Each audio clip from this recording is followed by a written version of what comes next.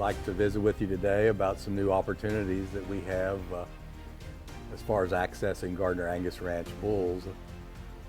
I know we visited in the past about the acceleration of our program and using Henry Gardiner's disciplined approach and how genomics have allowed us to make all these opportunities happen quicker. And as we do that, we have nothing but respect and thankfulness for a long history with lots of bull studs, primarily select sires. But as we move forward, those things aren't going to change with the bull studs, but we have other partners and other owners and sometimes other bulls that the bull studs may not want. We've worked with the Ashland Veterinary Center. Actually, for the last 25 years, we've done lots of projects together, breeding lots of cattle locally with a lot of the good bulls of the breed. And the Ashland Vet Center has different clientele that'll have different requests. And so we've marketed semen together on several bulls through the years. But this is going to be probably our first official larger scale venture with elite bulls through the Ashland Vet Center. Because the access to these elite genetics needs to happen quickly. We're excited to work together with Dr. Spare and all of his crew, and the semen on these bulls has all been put up by Kent Gross at Rocky Mountain Sire Services, and just an elite high quality semen. These bulls are going to be very important to our community and our family, and we hope they'll be beneficial to you too.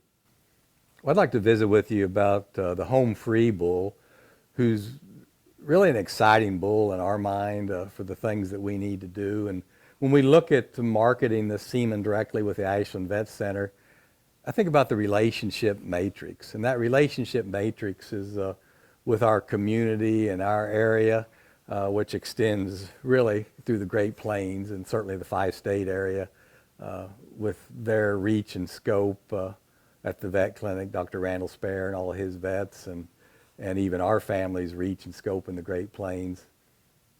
It just, a lot of times they'll call it neighboring or partnering, or I think it's win-win situations. And so I think back to getting carcass data all these years and the magnitude of it, and I used to have these discussions with Henry about how we really need to do this. Why are we doing this? Nobody pays us for it. Well, we've talked about that a lot, and it's very important that we know what our end product is. And I think the proof is in the pudding, in that the changes we've made in the quality of these cattle today is from that diligent research. But there's a reason GardinerAngusRanch has gotten carcass data on each and every animal since 1970. And we're a major part of the database, and it's certainly a information that we use to make decisions with, because we need these cattle to function in these environments, but we also need these cattle to build demand for our product worldwide. And so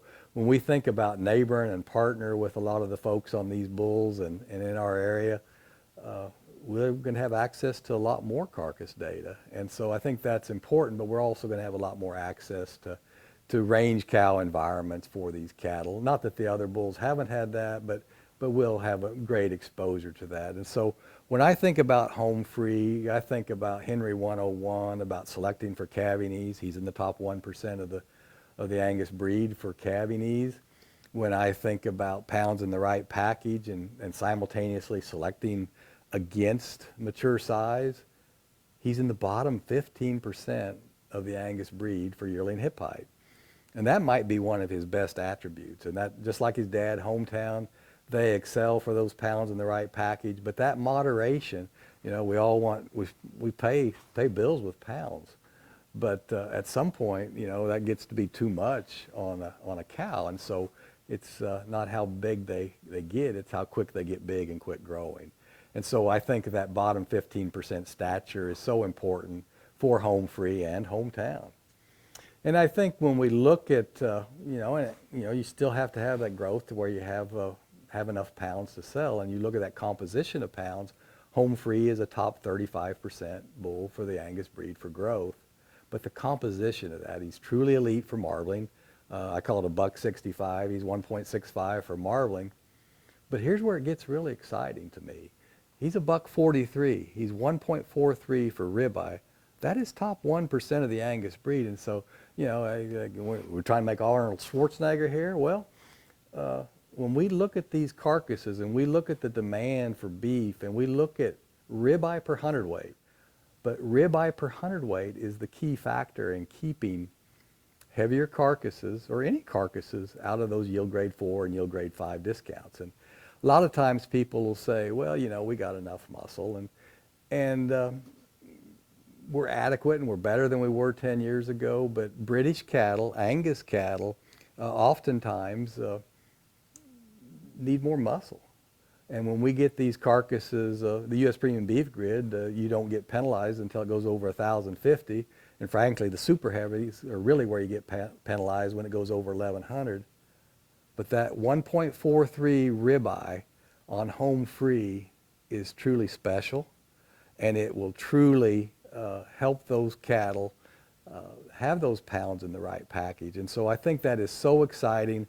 And you know, hometown has been so vital to our business, but home free is the next step in that evolution of what can we do. And we're not saying he's hometown yet. We're going to validate him. We have several hundred pregnancies, but Henry 101, calving ease, selection against mature size, pounds in the right package, quality pounds in the right package with that marbling and muscle and that limit of stature. That's exciting. And when you look at the pedigree, I mean, I think often John Crouch used to have a talk that he called like begets like. Well, hometown is a sire, and he's out of one of the elite momentum cows in our history. And you look at that cow family, Daybreak, and then on back to the 1039 cow, which was Gar Composure's sister, over and over and over again, that cow family. And a lot of people think I don't follow cow families because I name them after the sires. I follow them a great deal. I name them after the sires so our customers can know that you know, 1039 was Gar 5050, new design 1039. That way they know it's a daughter of 5050.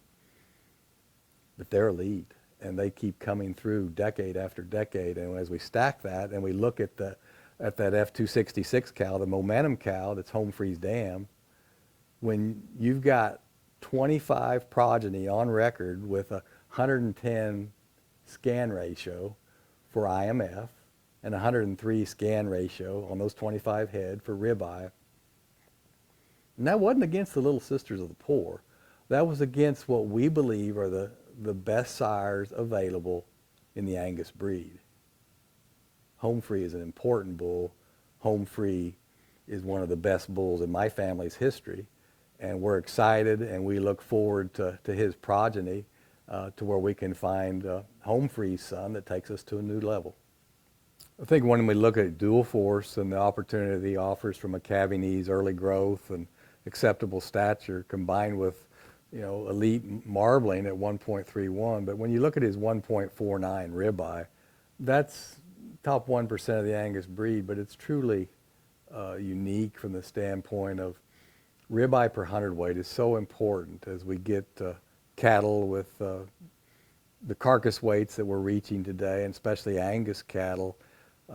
That's really what keeps us from having yield grade 4s and 5s, is having, you know, sufficient muscle. It's ribeye per hundredweight. And so I think having all those things with calving ease and growth, marbling and muscle in the right components, and still having cattle that'll function so well in these environments, that's opportunity. And dual force offers opportunity that we have not yet seen to date in Angus bulls. And I think when you look at the opportunity to use him on hometown daughters with his combination of calving ease and growth and marbling and muscle and a stature that's, you know, he's not a moderate bull, but he's not out of bounds. Days on feed and the price of corn, and a lot of times people get all worried about the cost of gain and those kind of things. And actually for cattle with genetics, this is truly an opportunity, because, you know, we've all been very proud that when the national herd has got up to almost 80% choice. Well, currently, right now, this past week at National Beef, the average for the plant was 65% choice. So as an Angus breeder, to me, that's very, very low. I mean, well, it's very, very low.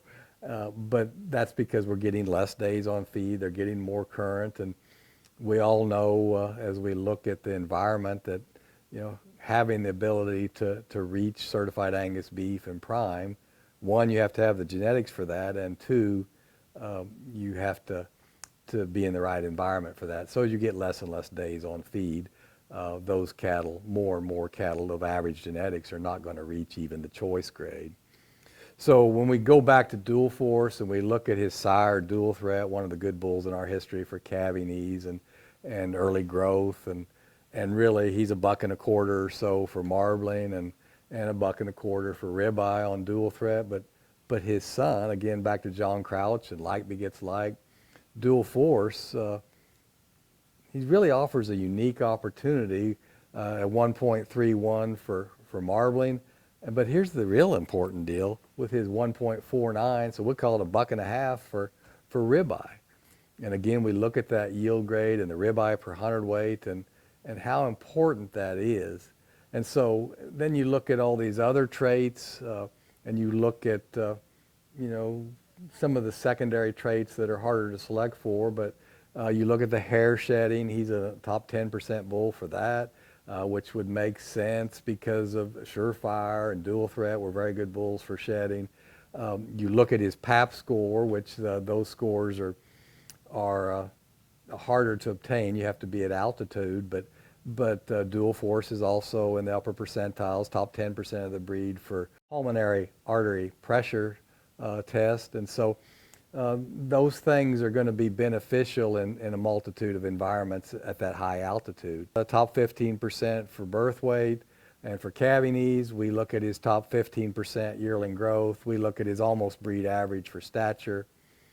And then we look at where he can fit in the equation of marbling and muscle. That's exciting. And I think when you look at Dual Force and his agility, and you know, even when we look at feet, we talk a lot about feet in the industry now, and we've talked about it most of my life. And we've always looked at it as acceptable versus unacceptable. And we've been very hard on feet. If they're unacceptable, we cull them. And I think one of the things that I like a great deal about Dual Force, and a lot of these bulls, when we're taking foot scores and such, all cattle, they're pretty young, and they haven't had a chance to see what they really are. But seeing Dual Threat as an older bull who worked at JLB Ranch in Douglas, Kansas, he had to work for a living. His feet were never touched. They were exceptional. And you look at, you know, Dual Force, he was certainly a good-footed bull, sharp-toed, deep-heeled, and he's very agile, very calm. You look at his docility, upper percentile. He's just a cool dude. And so I think we put all those things together, form follows function. He's a bull that can really complement a lot of the pedigrees that we've talked about when you look at, say, the momentum descendants or the hometown descendants. He fits very well on there. And when we look at pedigree diversification, Dual Force being out of an early bird, which that's kind of old school. Early bird was, he was born in 2012, but that's a daughter of him, was his dam, and on back to the Objective 277L. Fun fact, and cow families, that goes back to the dam of Integrity. And, you know, Integrity was way back at the beginning of the century, and he was the elite bull of the breed for marbling and combined for muscle at that time and a moderation of stature. So I use all this to say that when I talk about Dual Force, he's an important bull as a quasi-outcross or a skip step for us, but also that outcross with calving ease, early growth, marbling, muscle, and maternal function. We're a broken record.